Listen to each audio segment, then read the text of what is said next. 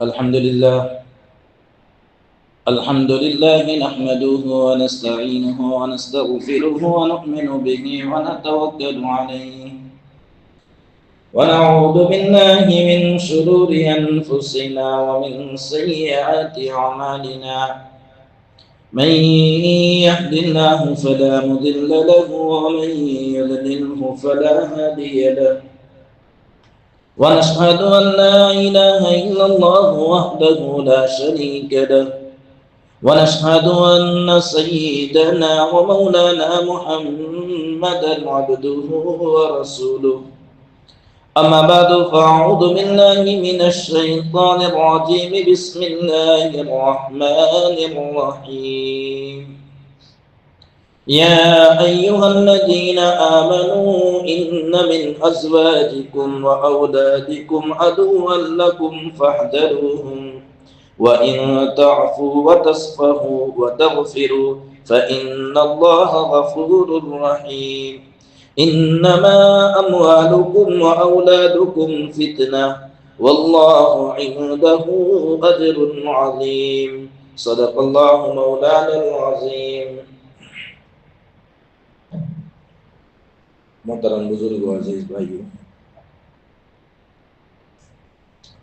یہ جو دو آیتیں میں نے آپ حضرات کے سامنے پڑھی ہے، اس میں پہلی آیت میں قرآن کریم میں اللہ تبارک و تعالیٰ نے فرمایا کہ ایمان والو، تمہاری بیویاں اور تمہاری اولاد، تمہاری بعض بیویاں اور بعض اولاد یہ تمہارے لیے دشمن ہے، فاحذروہم، تم ان سے ہوشیار رہو۔ دوسری آیت میں فرمایا انما اموالکم و اولادکم فتنہ، کہ تمہاری اولاد، تمہارا مال اور تمہاری اولاد یہ تمہارے لیے فتنہ ہے، یعنی آزمائش ہے۔ ان دو آیتوں کے شان نزول کے بارے میں نے آپ حضرات کے سامنے ایک دو روز پہلے بیان فرمایا تھا کہ عبداللہ ابن عباس رضی اللہ تعالیٰ عنہ فرماتے ہیں کہ آپ صلی اللہ علیہ وسلم کے مکہ سے مدینہ ہجرت کر کے چلے جانے کے بعد جو لوگ مکہ میں مسلمان ہوئے اب ان پر ہجرت فرض ہو گئی تھی، لیکن وہ اپنی بیوی بچوں کی محبت میں مکہ سے مدینہ ہجرت نہیں کر رہے تھے، اس پر یہ آیت کریمہ نازل ہوئی۔ اور حضرت عطا ابن یسار رضی اللہ تعالیٰ عنہ سے مروی ہے، وہ فرماتے ہیں کہ یہ آیت حضرت عوف بن مالک اشجعی رضی اللہ تعالیٰ عنہ کے بارے میں نازل ہوئی ہے کہ ان کا ارادہ تو تھا کہ وہ جہاد میں شامل ہو، جہاد کرے، لیکن جب بھی وہ جہاد کے لیے نکلنا چاہتے تھے ان کے بیوی بچے ان کو روک دیتے تھے کہ آپ ہمیں کس کے سہارے چھوڑ کر جا رہے ہیں، اور وہ رک جاتے تھے اپنے بیوی بچوں کی محبت میں، اس پر یہ آیت کریمہ نازل ہوئی۔ تو علماء فرماتے ہیں کہ اگر بیوی بچوں کی محبت انسان کو اللہ کے احکامات کو پورا کرنے سے، یا اللہ کے فرائض، اللہ نے جو ہم پر فرائض عائد کیے ہیں یا اللہ نے جو واجبات عائد کیے ہیں، ان فرائض اور واجبات پر عمل کرنے سے اگر انسان کو اس کی بیوی بچوں کی محبت روکتی ہے تو یہ بیوی بچے اس کے لیے دشمن ہیں، یہ بیوی بچے اس کے لیے فتنہ اور آزمائش ہے۔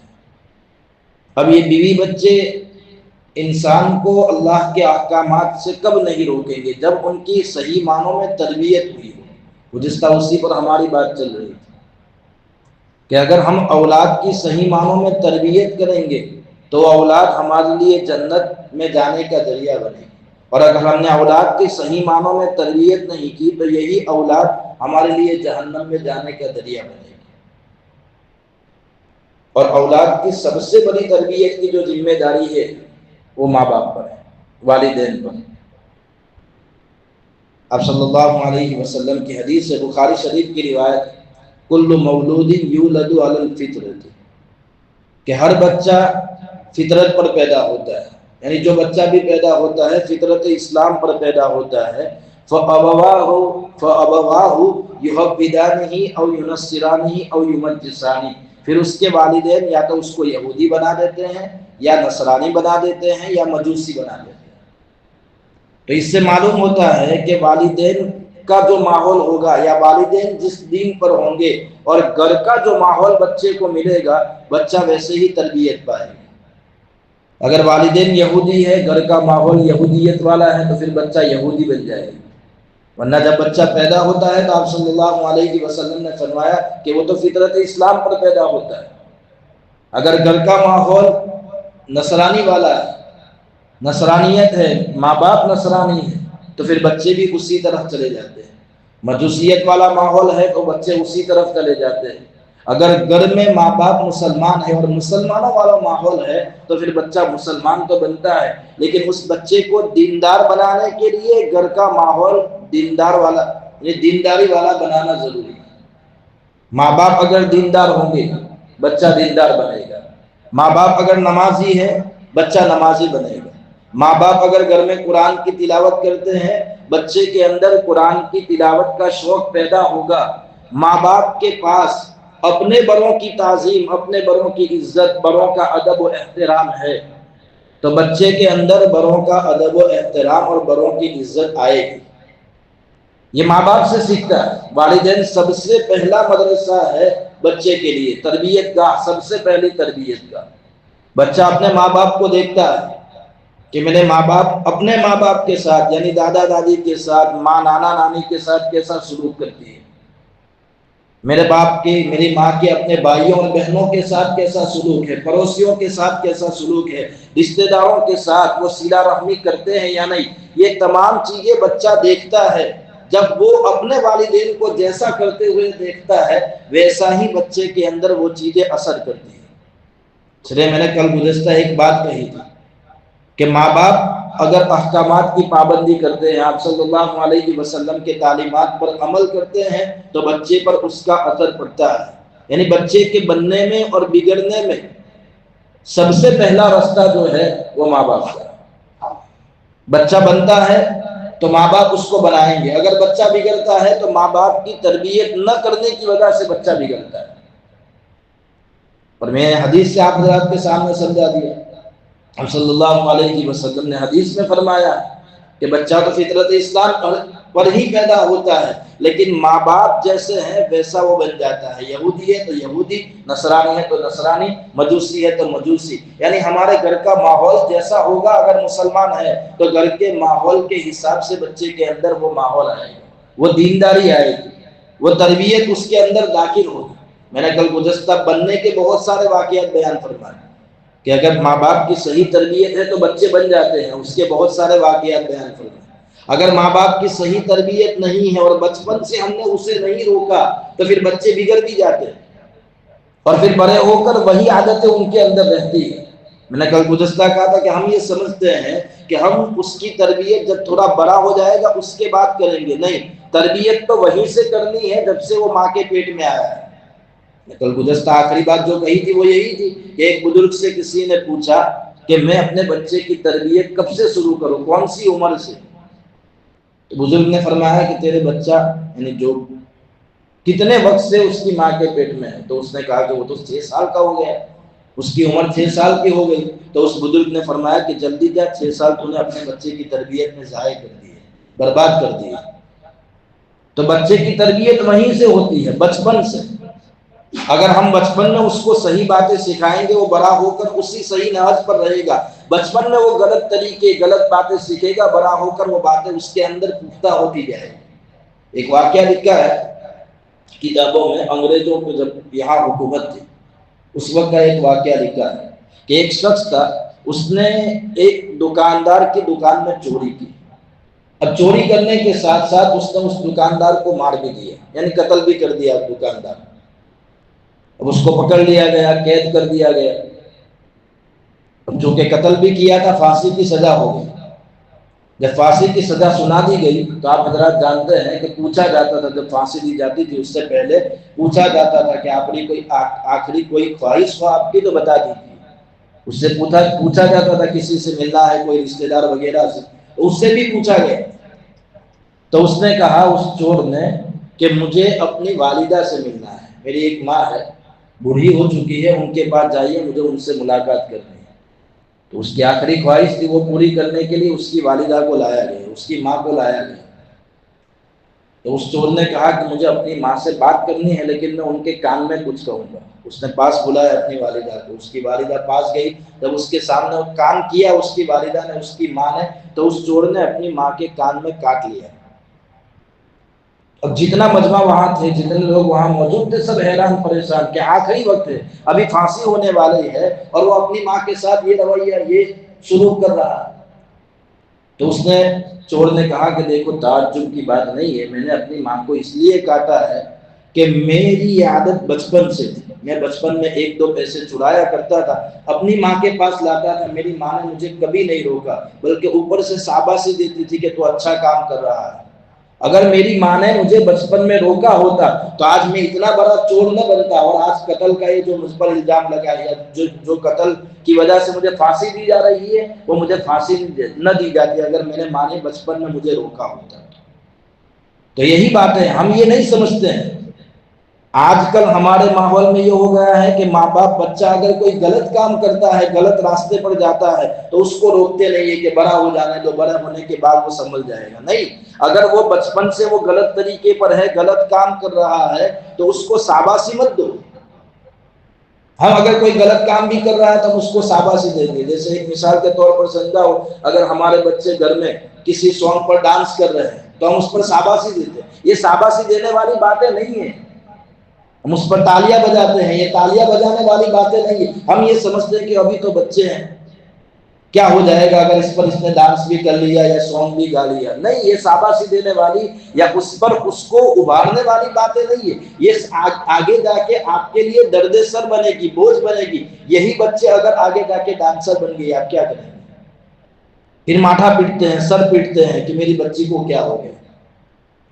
تو یہ بچپن سے ہمیں یہ سکھانا ہے، بچپن سے ان باتوں سے روکنا ہے۔ اور آج کل تو ایک الگ ماحول ہمارے معاشرے میں بنا ہوا ہے، اللہ معاف کرے، کہ اگر ہمارے معاشرے میں جوائنٹ فیملی ہے تو یہ اکثر ہوتا ہے، جوائنٹ فیملی نہیں ہے تو کبھی کبھی یہ چیزیں ہو جاتی ہیں۔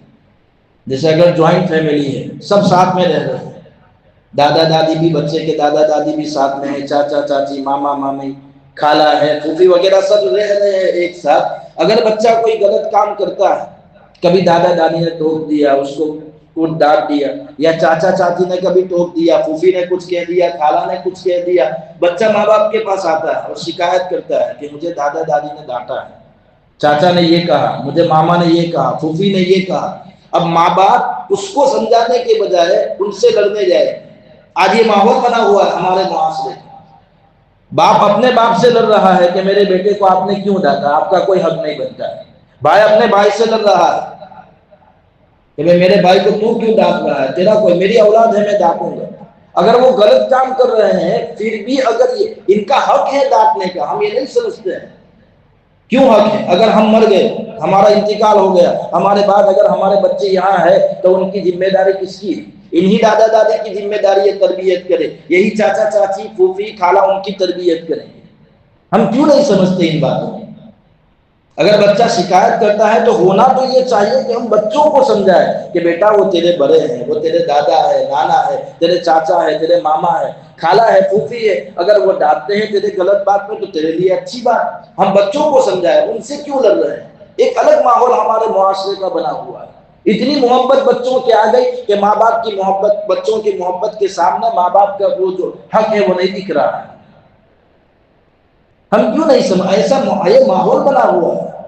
تو اس باتوں کو سمجھے، بچہ اگر بچپن سے کوئی بات کر رہا ہے تو اس سے بچپن سے روکے، اس سے شاباشی نہ دے، ان باتوں پر اسے ابھارے نا۔ اور یہ باتیں ہمیں حدیث سے ملتی ہے، بخاری شریف کی روایت ہے، حضرت حسن رضی اللہ تعالیٰ عنہ، آپ صلی اللہ علیہ وسلم کے جو نواسے ہیں، حضرت فاطمہ رضی اللہ تعالیٰ عنہا کے بیٹے، حضرت علی کے بیٹے جو ہے، وہ جو چھوٹے تھے، بچے تھے، اس وقت گھر میں کچھ کھجوریں صدقے کی پڑی ہوئی تھی۔ اب بچہ کیا جانے صدقہ کیا ہے، زکوٰۃ کیا ہے، للہ کیا ہے۔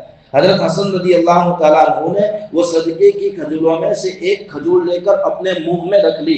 آپ صلی اللہ علیہ وسلم نے جب دیکھا، آپ کی نظر پڑی تو آپ نے فرمایا کخ کخ ارمی بہا، یہ لفظ ہے حدیث میں۔ کخ کخ کا مطلب ہوتا ہے کہ ٹھوٹھو، ارمی بہا، اس کو تھوک دے، اس کو پھینک دے۔ پھر آپ نے فرمایا کہ ہمارے لیے صدقے کا مال ہے اور ہمارے لیے صدقے کا مال حلال نہیں ہے۔ بچے ہیں، حضرت امام حسن، آپ صلی اللہ علیہ وسلم نے روکا ہے۔ بچپن سے ہم اگر کوئی غلط کام کرے اس کو روکے۔ ایک اور واقعہ لکھا ہے، بخاری شریف ہی کی روایت میں ہے، حضرت عمرو بن سلمہ رضی اللہ تعالیٰ عنہ کا، حضرت عمرو بن سلمہ یہ حضرت ام سلمہ رضی اللہ تعالی عنہا کے صاحبزادے ہیں، اور ام سلمہ کون ہے؟ آپ صلی اللہ علیہ وسلم کے ازواج مطہرات میں سے آپ کی بیوی ہے۔ اس اعتبار سے یہ حضرت عمرو بن سلمہ رضی اللہ تعالیٰ عنہ آپ صلی اللہ علیہ وسلم کے سوتیلے صاحبزادے ہیں، سوتیلے لڑکے ہیں۔ ان کا واقعہ لکھا ہے کہ آپ صلی اللہ علیہ وسلم کے ساتھ ایک وقت کھانے کے لیے بیٹھے ہوئے، اب وہ بچے تھے، عمرو بن سلمہ بھی چھوٹے بچے تھے، برتن میں کبھی اس طرف کبھی اس طرف کبھی ادھر ادھر ہاتھ لے جاتے تھے۔ آپ صلی اللہ علیہ وسلم نے دیکھا تو آپ نے فرمایا سم اللہ، 3 ادب سکھایا آپ نے۔ سم اللہ، اے عمرو بن سلمہ اللہ کا نام لو، یعنی جب کھانے کے لیے بیٹھو تو اللہ کا نام لو۔ والدین کی ذمہ داری ہے، بچے والدین کے ساتھ کھاتے ہیں، ماں باپ کے ساتھ گھر پر کھاتے ہیں، یہ ان کی ذمہ داری ہے، دیکھے کس طریقے سے کھاتے ہیں۔ تو آپ نے فرمایا سم اللہ، اللہ کا نام لو، پھر فرمایا وَقُلْ مِمَّا يَلِيكَ، اپنے سامنے سے کھاؤ، ادھر ادھر ہاتھ مت پھیلاؤ، یہ ادب ہے کھانے کا۔ اگر کھانے میں الگ الگ چیزیں ہیں، الگ الگ آئٹم ہیں، تو پھر آپ ہاتھ پھیلا کر دوسری جگہ سے لے سکتے ہو، لیکن ایک ہی چیز ہے دال میں، جیسے دال چاول وغیرہ ہے، تو پھر اپنے سامنے سے کھانا چاہیے، ادھر ادھر ہاتھ نہیں بڑھانا چاہیے، یہ طریقہ نہیں ہے شریعت کا۔ تو وہی سکھایا وَقُلْ مِمَّا يَلِيكَ، اپنے سامنے سے کھاؤ، پھر فرمایا وَقُلْ يَمِينِكَ، اور اپنے داہنے ہاتھ سے کھاؤ۔ 3 جملے آپ نے ارشاد فرمائے، 3 ادب سکھا دیے کہ بسم اللہ پڑھ کر کھاؤ، اپنے سامنے سے کھاؤ، داہنے ہاتھ سے کھاؤ۔ تو ہم اپنے بچوں کو یہ ادب سکھائے، اب اس میں ایک جملہ ہے، کیا ہے؟ عمرو بن سلمہ، اس حدیث میں کہ عمرو بن سلمہ آپ صلی اللہ علیہ وسلم کے ساتھ کھانے کے لیے بیٹھے ہوئے ہیں۔ اب آج ہم سوچیں پورے دن میں 3 مرتبہ کا کھانا ہوتا ہے، ایسے تو اگر سوچے تو بہت سی مرتبہ کھاتے ہیں، لیکن بریک فاسٹ، صبح کا ناشتہ جو ہم کہتے ہیں، لنچ کہہ لیجیے آپ کی زبان میں، دوپہر کا کھانا اور رات کا کھانا ڈنر، اور ایک بیچ میں ناشتہ ہوتا ہے شام کا کچھ چائے ناشتہ وغیرہ۔ میں سب سے کہنا چاہتا ہوں، میری ماں بہنیں گھر پر سن رہی ہے، مجھے ان کے لیے اصل یہ بات کہنی ہے کہ پورے دن میں ہمارا بچہ ہمارے ساتھ کتنے وقت کا کھانا کھاتا ہے، ہم سوچیں۔ صبح کا ناشتہ، مدرسے جانے کی جلدی ہے، اسکول جانے کی جلدی ہے، باپ سویا ہوا ہوتا ہے، ماں اپنے کام میں ہوتی ہے، بچہ ناشتہ کر کے نکل جاتا ہے، ماں باپ کو نہیں پتا بچے نے ہاتھ دھوئے یا نہیں دھوئے، بچہ صحیح معنوں میں صحیح طریقے سے جو سنت طریقہ ہے اس پر کھا کے گیا ہے یا نہیں، بچہ سیدھے ہاتھ سے کھا رہا ہے یا الٹے ہاتھ سے کھا رہا ہے، کوئی دھیان نہیں ہے۔ دوپہر کا کھانا، دوپہر کا لنچ تو اسکول میں ہی کرتے ہیں اکثر بچے، آج کل کا تو یہ ماحول ہے، اسکول میں کھا لیتے ہیں، پتہ ہی نہیں کیسے کھاتے ہیں، کیا ہے کیا چیزیں ہیں۔ اب ایک وقت بچا ہے، رات، ڈنر جسے ہم کہتے ہیں، رات کا کھانا۔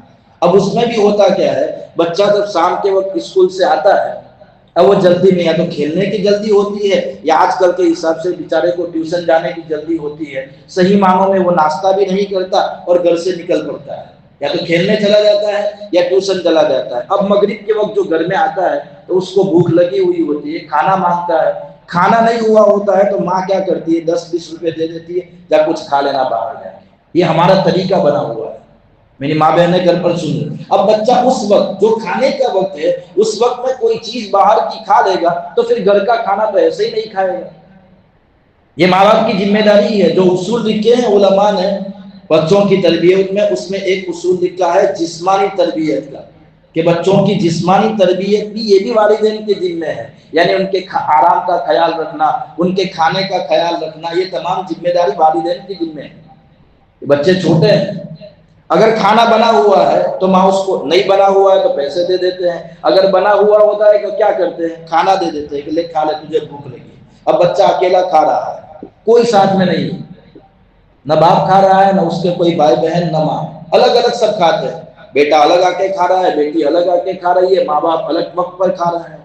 اس کی وجہ سے جو صحیح معنوں میں بچوں کی تربیت ہونی چاہیے، جو ہمارے بڑے کرتے تھے، ہمارے بزرگ جو گزرے ہیں وہ بچوں کی تربیت کرتے تھے، وہ نہیں ہوتی ہے، کیونکہ ساتھ میں بیٹھ کر کھانا ہی نہیں کھاتے۔ ہمیں ایک وقت متعین کرنا چاہیے، چلو دوپہر کا وقت وہ اسکول میں لنچ کرتے نہیں ہو سکتا ہے، رات میں ایک وقت طے کرے کہ بھائی پورا گھر ایک ساتھ مل کر اس وقت کھانا کھائیں گے، تو تمام ساتھ میں بیٹھے ہیں، پھر تمام چیزیں ان کو سکھائے، اس طریقے سے کھانا چاہیے، یہ تمام باتیں ان کو سکھائے۔ ہم ہمارے بزرگ جو ہمارے یہاں جو بڑے بیٹھے ہیں بزرگ، ان کو پوچھیے کہ وہ ساتھ میں بیٹھ کر کھانا، بہت ساری باتیں وہ کھاتے کھاتے سکھاتے تھے ہمیں، جو ہمارے بزرگ ہوتے تھے۔ ہمارے باپ داداؤں کی باتیں، دادا کیا کرتے تھے، دادا نہیں ہے، وہ سب کھاتے کھاتے سمجھایا جاتا تھا کہ یہ چیزیں ہمارے خاندان کی ہے، یہ چیزیں وغیرہ وغیرہ، یہ باتیں سمجھائی جاتی تھی بچپن میں کھاتے کھاتے. آپ پوچھیے ان سے، یہ باتیں ہوتی تھی. آج کل تو بالکل ماحول ہی الگ ہو گیا ہے، ہر ایک کا الگ الگ کمرہ ہو گیا، الگ الگ روم ہو گیا. کھانا لے کر آتے روم میں چلے جاتے ہیں، یا الگ گھر پر، اگر روم الگ نہیں ہے تو ایک ہی گھر میں الگ کھانا کھا رہے ہیں. یہ غلط طریقہ. آپ اس میں دیکھیے آپ صلی اللہ علیہ وسلم نے کیا بتایا. ایک ساتھ کھانا کھا رہے ہیں تو سکھایا، اگر دیکھا کہ بھائی غلط طریقے سے کھا رہے ہیں، عمرو بن سلمہ، آپ صلی اللہ علیہ وسلم نے ان کو تربیت کی، ان کو سکھایا کہ اس طریقے سے نہیں کھانا ہے. تو اس کی ہمیں ضرورت ہے، بچوں پر دھیان دینے کی ہمیں ضرورت ہے، ہمیں تربیت کی ضرورت ہے. بہت سارے اصول لکھے ہیں بچوں کی تربیت کے علماء کرام نے. اس میں پہلا اصول لکھا ہے کہ بچوں کی تربیت کی جائے، ایمانی تربیت کی جائے. ایمانی تربیت کا کیا مطلب کہ جب بچہ بولنے لگے تو اس کو سکھائے، اللہ بولنا سکھائے، اس کو صحیح معنوں میں صحیح عقیدے سکھائے، بچپن سے ہی صحیح عقیدے سکھائے.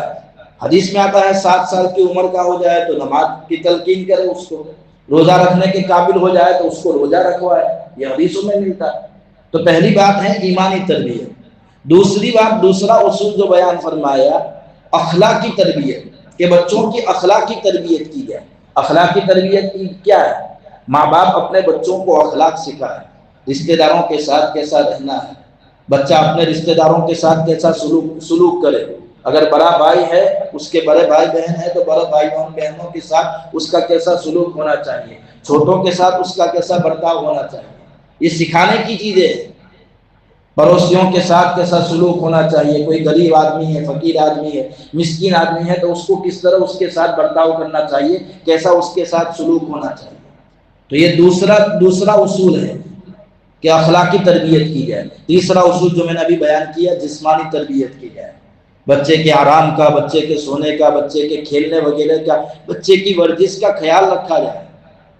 ورزش کا خیال رکھا جائے. آپ صلی اللہ علیہ وسلم سے گھوڑ سواری بھی ثابت ہے، آپ صلی اللہ علیہ وسلم سے تیر اندازی بھی ثابت ہے. آج کل تو بچوں کے پاس کھیلنے کا وقت ہی نہیں ہے. یہ صحیح کہہ رہا ہوں. آپ اپنے بچے کا وقت اٹھا کر دیکھ لیجئے. صبح میں مدرسہ ہے، دوپہر میں اسکول ہے، 5-6 بجے اسکول سے آتا ہے، ٹیوشن جاتا ہے، 8 بجے ٹیوشن سے آتا ہے اور فوراً وہ لیسن کے لیے بیٹھ جاتا ہے. جو وقت ہے بچوں کے کھیل، بڑا ہو کر تھوڑی کھیلے گا، ابھی تو وقت ہے اس کے کھیلنے کا. اور پورا اس میں ایجوکیشن سے منع نہیں کر رہا.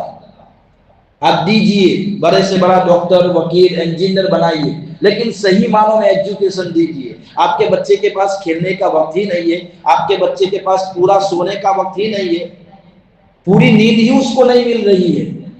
جس وقت میں اس کو کھیلنا چاہیے وہ وقت میں اسے کھیلنا ہی نہیں مل رہا ہے، تو آپ کے بچے کا گروتھ جسے آپ کہتے ہیں اپنے انگریزی زبان میں، وہ کیسے ہوگا، کیسے بڑھے گا وہ؟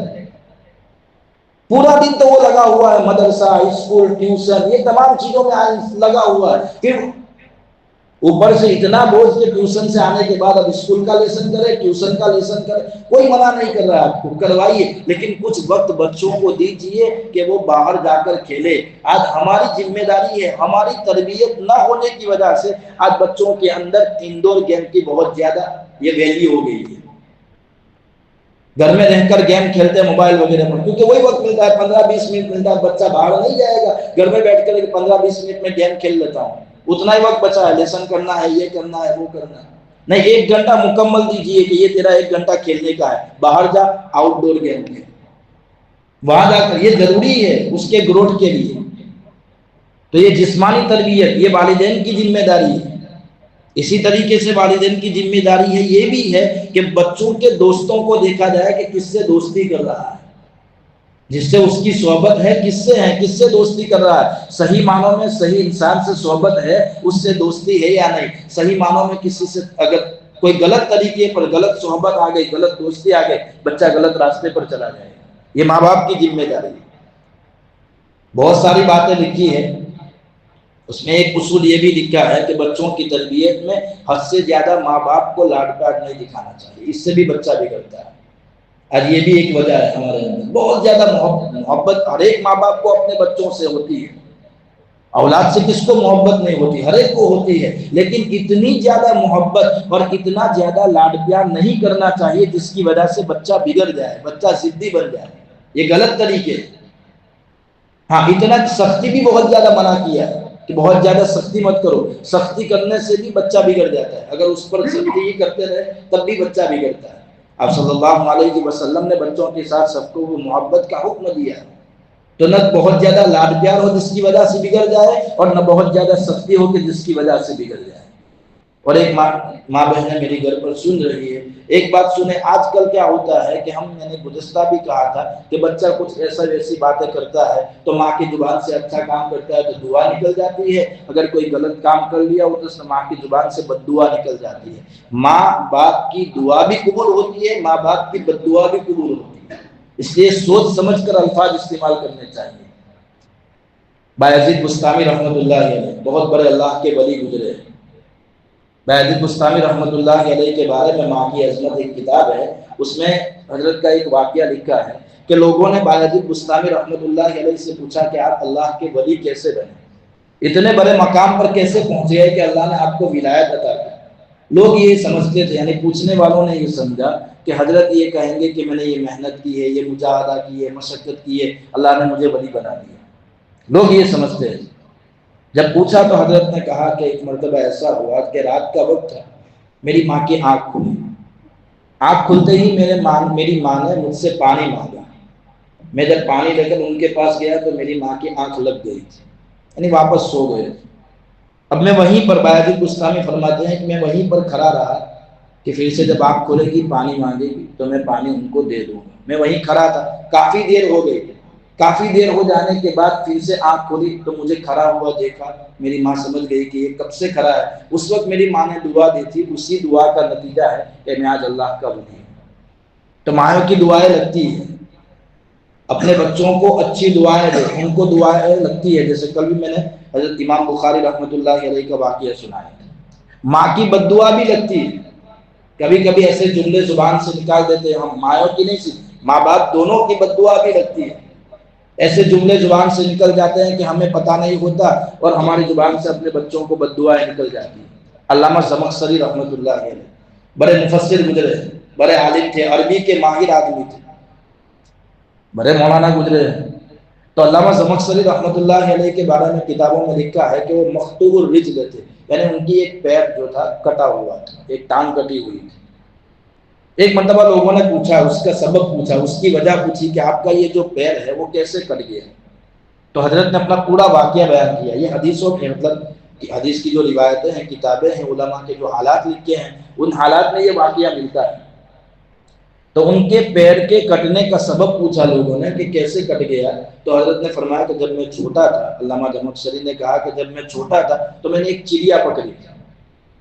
آج کل تو یہ ہے ہی نہیں، ہمارے جو بڑے ہیں وہ یہ کام کر چکے ہیں، یہ کرتے تھے بچپن میں، ہم نے بھی کیا ہے۔ ایک چھوٹی سی چڑیا پکڑی، حضرت نے فرمایا علامہ زمخشری نے، اور اس کی پیر پر ہم نے ایک دھاگا باندھا، پھر اڑاتے تھے، جیسے پتنگ اڑاتے ویسے اس چڑیا کو اڑاتے تھے۔ بچپن میں ایسا کام کرتے تھے، موبائل نہیں تھا اور اچھا تھا جو نہیں تھا۔ تو حضرت علامہ زمخشری فرماتے ہیں کہ میں نے یہ کیا، اب میرے ہاتھ سے وہ دھاگا چھوٹ گیا تو جو دیوار ہوتی ہے اس میں شگاف ہوتا ہے، پہلے جو آپ دیواریں دیکھیں گے تو کچھ جو دیوار ہے اس کے اندر کچھ ایک چھوٹا سا ہول بنا ہوا ہوتا ہے، تھوڑے الگ الگ جگہ میں، اس کو شگاف کہتے ہیں اردو زبان میں۔ تو اس دیوار کی شگاف میں وہ چڑیا چلی گئی، وہ جو دھاگا تھا وہ نیچے لٹک رہا تھا، میں گیا اور میں نے دھاگا پکڑا اور میں نے کھینچا اس کو اپنے پاس لانے کے لیے، تو جس کی وجہ سے دھاگے کی وہ سختی کی وجہ سے اس چڑیا کا پیر کٹ گیا، اس کا پیر ٹوٹ گیا۔ میری والدہ نے دیکھا، میری والدہ نے مجھے کہا کہ جیسے تو نے اس کا پیر توڑا ہے، تیرا بھی اللہ تبارک و تعالیٰ پیر توڑ دے گا، تیرے بھی ٹانگ کٹ جائے گی۔ یہ جملہ میری والدہ نے کہا۔ اب ہوا ہے کہ میں تھوڑا بڑا ہوا، طالب علم کا زمانہ ہوا، میں پڑھنے کے لیے جا رہا تھا، میں نے جیسے ہی سواری پر بیٹھا، تھوڑی دیر جانے کے بعد وہ سواری سے میں گر گیا اور مجھے لگا، اور لگنے کے بعد اس کا میں نے بہت علاج کروایا، گھر والوں نے علاج کروایا، آپریشن وغیرہ ہوا، لیکن میری ٹانگ، میرا جو پیر ہے وہ ٹھیک نہیں ہوا، آخر وہ کاٹنا پڑا۔ تو یہ والدہ نے بد دعا اس وقت دی تھی۔ تو یہ ماں باپ کی بد دعائیں لگتی ہیں۔ ماں کی عظمت ایک کتاب ہے، اس میں بہت سارے واقعات ایسے لکھے ہوئے ہیں۔ تو جیسے یہ چیزیں ہیں، ہم اس کو سمجھیں، ہم ماں اولاد کی صحیح معنوں میں تربیت کریں۔ ایک آخری بات کہہ کر بات کو ختم کروں کہ آج کل ہمارے معاشرے میں یہ بھی ہے کہ اگر 2-3 بچے ہیں، اولاد ہیں، تو پھر ان 2-3 اولاد میں ہم صحیح معنوں میں انصاف نہیں کر پاتے. اب محبت کسی ایک سے ہوگی، وہ منع نہیں کر رہا.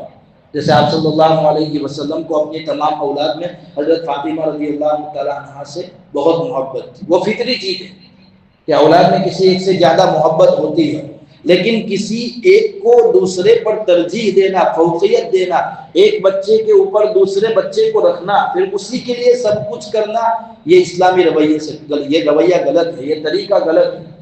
سب اولاد ہمارے لیے یکساں ہے، چاہے لڑکا ہو چاہے لڑکی ہو، کوئی بھی ہو، ہمارے لیے ایک جیسی ہے. اگر ہم لڑکوں کے لیے جتنا کرتے ہیں لڑکیوں کے لیے بھی اتنا ہی کیا جائے. لڑکیوں کے لیے جتنا کرتے ہیں، محبت کسی ایک سے ہو سکتی ہے، میں نے پہلے ہی کہا فطری طور پر، لیکن یہ چیزیں خیال رکھی جائے. آپ صلی اللہ علیہ وسلم کے پاس ایک مرتبہ ایک صحابی اپنے بیٹے کو لے کر آئے، نعمان بن بشیر رضی اللہ تعالیٰ عنہ.